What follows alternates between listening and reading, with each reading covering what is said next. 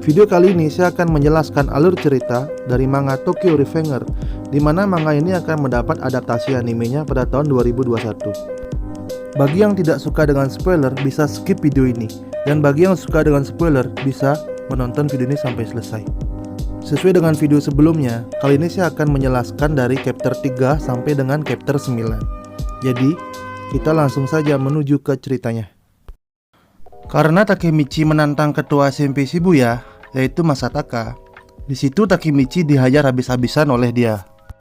Melihat Takemichi yang dihajar habis-habisan oleh Masataka, temannya pun berteriak dan menyuruh Takemichi untuk berhenti. Karena tekad yang sangat kuat, dan Takemichi pun tidak menghiraukan teriakan teman-temannya, dan terus berusaha untuk bangkit dan melanjutkan perkelahiannya dengan Masataka. Jadi di situ kita tahu bahwa perkelahian ini hanya berat sebelah, dimana ini memberatkan Takemichi karena Takemichi tidak begitu bisa dalam berkelahi. Sedangkan Masataka yang dia adalah ketua SMP Shibuya, dimana dia sangat handal dalam hal berkelahi. Saat Takemichi dihajar oleh Masataka, tiba-tiba muncullah wakil ketua dari geng Tokyo. Wakil ketua geng Tokyo itu bernama Ryuguji, atau biasa dipanggil dengan sebutan Draken. Dan juga disertai dengan munculnya pemimpin dari geng Tokyo, yaitu Sano Manjiro, yang biasa dipanggil dengan sebutan Mike. Sano Manjiro atau Mike, orang yang harus Takemichi jauhkan dari Kisaka Teta. Jadi mulai saat ini kita akan menyebut Sano Manjiro dengan sebutan Mike ya. Oke, kita lanjut. Di situ kita tahu bahwa SMP Shibuya berada di bawah kendali geng Tokyo. Karena melihat tekad Takemichi yang begitu kuat dan terus berdiri walaupun dia dihajar habis-habisan oleh Masataka, Takemichi pun diangkat menjadi budaknya. Ya, kita tahu kan, di situ Takemichi juga jadi budak. Sekarang kemunculan Mike, dia diangkat menjadi budaknya. Selesai jadi budak, balik jadi budak lagi, bro. Oke, kita lanjut ke alur ceritanya.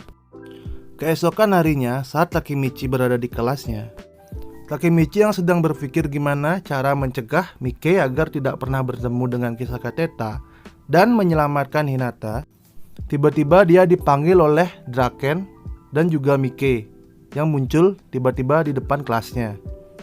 Takemichi yang kaget tiba-tiba ada ketua dan wakil dari geng Tokyo yang mencarinya. Dari yang kita tahu, sekarang Takemichi adalah budak dari Mike. Dia tidak bisa melawan dan hanya bisa mengikuti kemana dia akan diajak oleh Mike dan juga Draken. Di dalam perjalanan, Mike bercerita bahwa dia dulu memiliki seorang kakak yang sudah meninggal 10 tahun yang lalu. Dia teringat kakaknya karena Takemichi sangat mirip dengan kakaknya yang sudah meninggal 10 tahun yang lalu. Setelah Takemichi mengobrol dengan Mike, Takemichi pun berpikir, kenapa Mike bisa menjadi kejam 12 tahun kemudian? Dan ada apa dengan Toman, di mana Toman yang menjadi sangat brutal di 12 tahun kemudian? Di sana Takemichi tahu bahwa Mike tidak begitu kejam. Mulai saat ini kita akan menyebut nama geng Tokyo dengan sebutan Toman, di mana geng Toman itulah 12 tahun kemudian yang menewaskan Hinata yang merupakan mantan pacar atau pacar Takemichi saat SMP dan juga kakak kandung dari Tachibana Naoto, yaitu adik dari Hinata. Oke, kita lanjut ke ceritanya biar tidak terlalu panjang durasinya. Keesokan harinya Takemichi menghabiskan waktu bersama dengan Hinata, di mana dia melihat kembang api bersama dengan Hinata. Pada saat Takemichi akan memegang tangan Hinata, dia tanpa sengaja memegang tangan Naoto, yaitu adik dari Hinata. Jadi kalian tahu kan, ketika Takemichi memegang tangan dari Naoto di tahun dia masih SMP, secara otomatis Takemichi akan kembali ke 12 tahun ke masa depan. Kembalinya Takemichi dari masa lalu, di masa depan dia sudah ditunggu oleh Naoto. Dia diinterogasi oleh Naoto apa yang terjadi dan kenapa dia lebih cepat kembalinya ke masa depan. Di situ Takemichi pun menjelaskan apa yang terjadi dan kenapa dia bisa kembali ke masa depan sebelum waktu yang ditentukan. Setelah Takemichi menjelaskan semuanya kepada Naruto, Takemichi pun berkata bahwa dia akan memastikan Miike. Kenapa Miike yang sebagai pemimpin dari geng Toman bisa berbuat kejam di masa depan, sedangkan Miike yang berada di masa lalu tidak begitu kejam di mata Takemichi. Karena Miike menceritakan semua tentang hidupnya, di mana dia menceritakan di situ bahwa dia memiliki kakak yang sangat mirip dengan Takemichi, di mana kakaknya itu sudah meninggal 10 tahun yang lalu. Kematian kakaknya Miike akan dijelaskan dalam beberapa chapter ke depan. Jadi saya tidak mau mengasih spoiler kenapa kakaknya Miike bisa meninggal. Jadi kalian bisa terus nonton video ini. Dan subscribe-nya bro ya. Mohon dibantu kawan. Oke, kita lanjut ke inti ceritanya. Karena masa lalu yang banyak berubah, otomatis masa depan pun mengikuti perubahan. Jadi kita tahu sekarang bahwa Akun yang merupakan teman masa SMP Takemichi sekarang sudah menjadi salah satu manajer di Toman Group. Keesokan harinya Takemichi pun bertemu dengan Akun, di mana Akun sudah menjadi salah satu manajer di Toman Group. Akun dan Takemichi pun berbincang, di mana Akun di situ mengaku bahwa dialah yang mendorong Takemichi ke rel kereta. Di situ Akun mengetahui bahwa Takemichi bisa melompat ke masa lalu. Di mana saat Akun mendorong Takemichi, tiba-tiba di sana sudah ada Naruto yang seakan tahu bahwa Takemichi akan terjatuh di rel kereta. Dan Akun bercerita bahwa perubahan Miike karena kematian Draken. Draken adalah wakil dari geng Toman. Jadi saya akan mengasih spoiler sedikit ya. Kenapa Miike harus dijauhkan dari orang yang namanya Kisaka Teta. Kisaka Teta adalah orang yang sangat berbahaya, di mana dialah yang mempengaruhi Miike untuk bertindak lebih kejam, atau dialah orang yang merubah di mana geng Toman menjadi lebih brutal.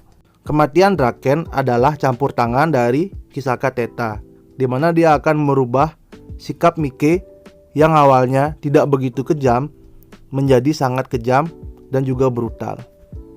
Jadi di sini kalian tahu kan kenapa Miike harus benar-benar dijauhkan dari yang namanya Kisaka Teta.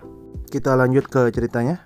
Di saat Akun sudah selesai menceritakan semuanya, Akun pun melompat dari atas gedung dan akhirnya dia pun tewas. Di situ Takemichi merasa bersedih karena Takemichi melihat kematian teman SMP-nya yaitu Akun tepat di depan matanya. Di situ Takemichi membulatkan tekadnya untuk menyelamatkan Draken, Akun, Hinata dari kematian dan merubah semua hal buruk yang dilakukan Toman di masa depan dengan cara dia kembali ke masa lalu.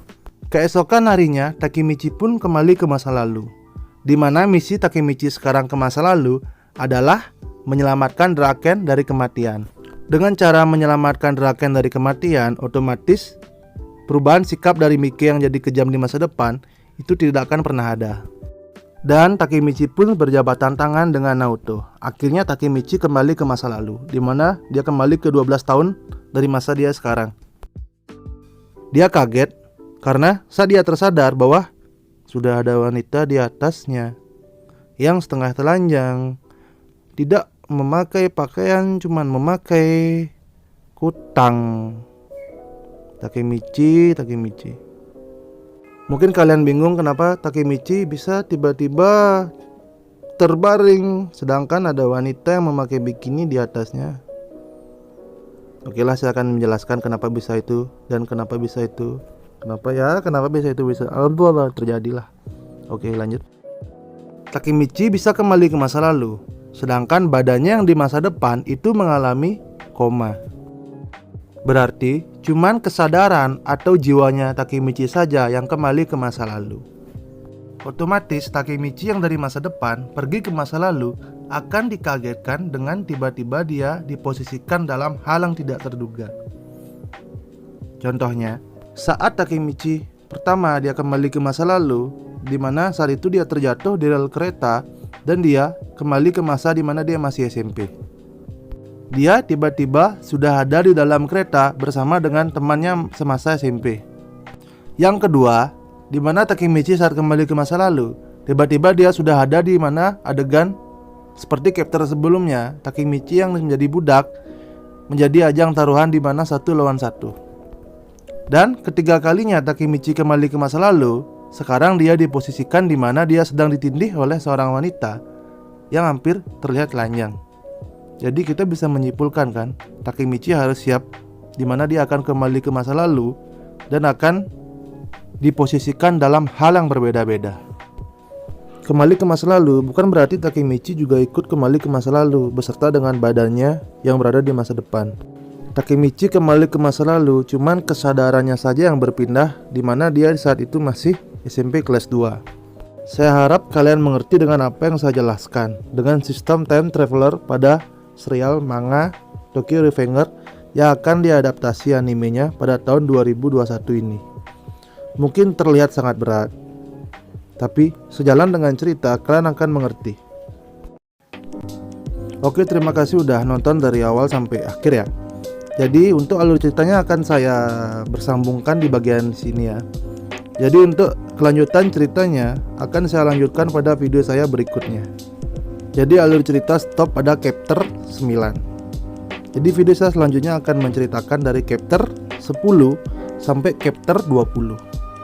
Oke, terima kasih yang udah nonton video ini dari awal. Bagi yang tidak suka spoiler bisa skip, dan bagi yang suka dengan spoiler bisa subscribe channel saya. Saya taruh, sampai jumpa di video saya berikutnya. Thank you bro.